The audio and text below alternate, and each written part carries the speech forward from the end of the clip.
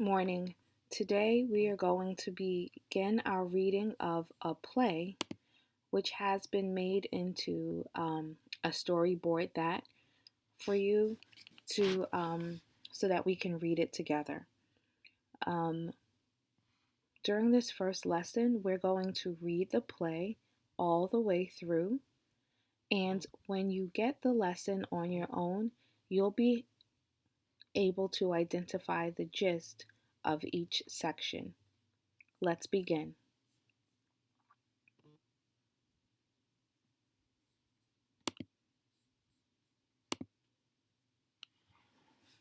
This is Divided Loyalties, Act 1, Scene 1. Divided Loyalties was written by Gare Thompson. Where you see the volume of the audio icon, you can click the audio icon to hear the slides read aloud. In the beginning, we'll be introducing you to the characters of this play. Mary Barton, mother, birthplace, England. Her brother works for the royal governor, William Franklin. Robert Barton, father, occupation, merchant. That means he's a store owner. He is a successful merchant. He depends on trading American and British goods to make a living in the family store. His loyalty is to Great Britain. William Barton, oldest son. He is 17 years old. Believes that colonies should become an independent country. Abigail Barton, daughter. She is 14 years old. She is not sure which side she supports. Ben Barton, the youngest son. He is 9 years old and admires his older brother.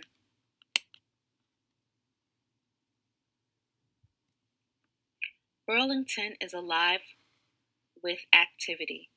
Many in Burlington are loyalists and support the king, but support for the Patriots is growing stronger. Farmers, shopkeepers, and others are feeling that they are being taxed on too many goods. Ben, did you see the big merchant ship in the harbor? They brought us a new shipment of goods for the store.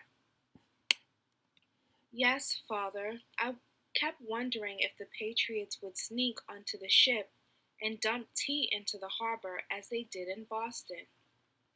Ben, I don't think you will see that kind of tea party here in Burlington. Oh, Mary, I would not be so sure. I spoke with your brother today. We're lucky that he works for the royal governor. Governor Franklin is a good man, but some people are saying that we should not have a royal governor. That's just talk. He has served the people of this colony well and deserves our respect. The governor supports King George. That is true. He is loyal to Great Britain and has represented us well. But those rebels, the Patriots, call him a traitor. He is not a traitor. It is the rebels who are traitors. I don't know about that. Mother, the fight between the British soldiers and the Patriots has people upset.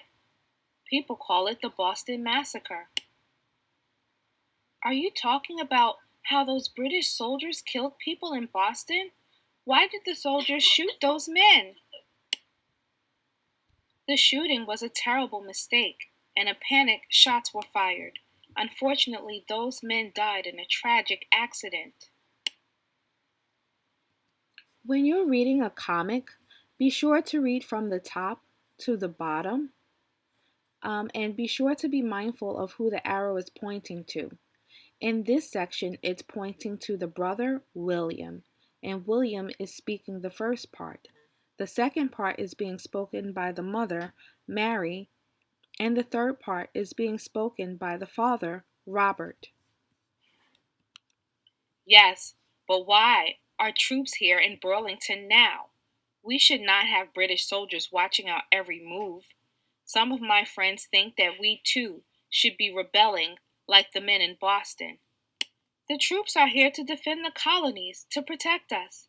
It is absurd to talk about fighting the British Army. The British Army is the best and strongest in the world. Isn't that so, Robert? Indeed, a bunch of farmers armed with pitchforks could never defect the British Army. Besides, British soldiers and those who are loyal to Britain greatly outnumber these rabble rousers who call themselves patriots. The British soldiers make me feel safe. As well they should. I like their red jackets. Do they treat us like we are part of Great Britain? The Patriots leaders are meeting to discuss this very point. After all, how much can we pay in taxes, Father? We have to buy stamps for paper, newspapers, and even playing cards. And some say this is just the beginning. And with all these taxes, do we get any say in the government? You'll see more people joining the Patriot cause. How can you say that, William? Do not forget that Great Britain protected us against France in the last war. Wars cost a lot of money, and we should pay our part. Of course, I don't like to pay taxes any more than the next man, but it is our duty as subjects of the British Crown. Our taxes also pay for the soldiers who are stationed here to protect us. We can't expect Britain to send soldiers to the colonies for free. Someone has to pay their wages.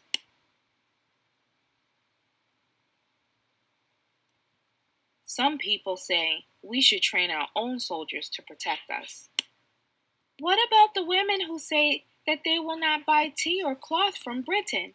Yesterday I saw some women throw packages of tea into the street, right in front of our store. And some of the women here in Burlington are setting up spinning groups to make their own cloth. Those women are just foolish. Do not associate with any of them, Abigail. I forbid it. We are loyal to the king.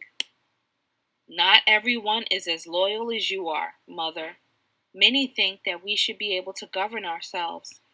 They say they should not be taxed unless we have elected representatives to the British Parliament. Most important, they say we should stop trading with Great Britain and fight for our rights. Stop trading? Well, that's just simply absurd. Great Britain has the goods we need. We have goods they need. Both sides make money trading. A few wild-eyed rebels should not ruin our lives. Going to war with Britain would be foolish. The rebels would lose, and then what would happen? No, war is not the answer. All right, in this section, this is Tuesday's section, and we'll be working on character reaction note catchers. And in character reaction note catchers, the red part is a brief description of what's happening in this act and scene of the play Divided Loyalties. This table has the name of the characters in black. What does the character think or feel is in green. How do you know? Providing evidence from the text. And your job is to drag these boxes and put them in the appropriate space. So Robert thinks or feels that he's loyal to Britain, and the evidence from the text set is from slide 8. He says he is loyal to Britain and has represented us well. So the character Mary, how does she feel? Look for the details in green, and that's what you're going to drag over to this section. So whichever one you choose, whichever one is most appropriate, you're going to drag to the appropriate section. In addition, on Tuesday, here's a sample character reaction paragraph that we'll be working on.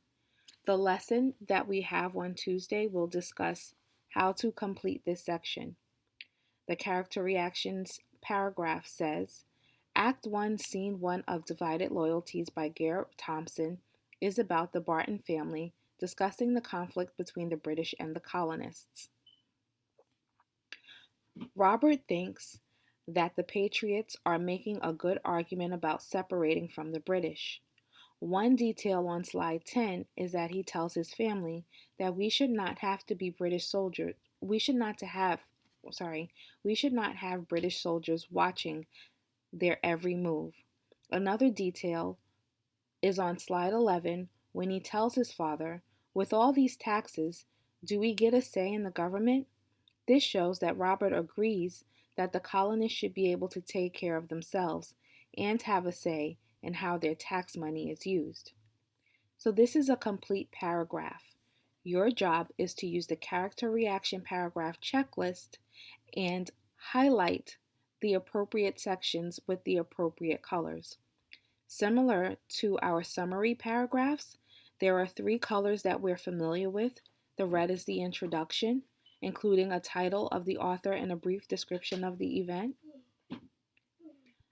The green is the focus statement, which is a description of the character's thoughts and feelings, or feelings.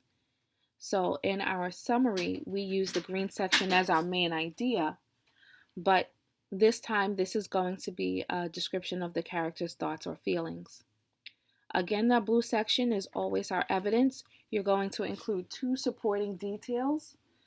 And finally, this section is new. This explanation tells how do the details connect to the thought or feeling that you've described. And this is the most important part, because in this part, we get to understand what you truly understand. So again, the introduction, you're going to read, you're going to find the introduction, and then you're going to highlight it in the appropriate color. Okay, in the meantime, we'll do more of that on Tuesday. In the meantime, for Monday, as you're reading the section, Well, Mary, I would not be so sure. I spoke with your brother today. We're lucky that he works for the royal governor. Governor Franklin is a good man, but some people are saying that we should not have a royal governor. Okay, so after you listen to all of the audio parts, you're going to think who and what this section is about. And you're going to use the characters' names to write a sentence, write a 1-sentence gist. The characters' names are Mary, Robert, William, Abigail, and Ben. So in this section, here's an arrow pointing to Mary, here's an arrow pointing to Robert, another arrow pointing to Robert, and another arrow pointing to Mary. So I can say that Mary and Robert are talking about British rule in the colonies. That's it. That's my 1-sentence gist. Okay, you'll be expected to do the same thing for each of the slides. So there's a section on each slide for you to write a 1-sentence gist.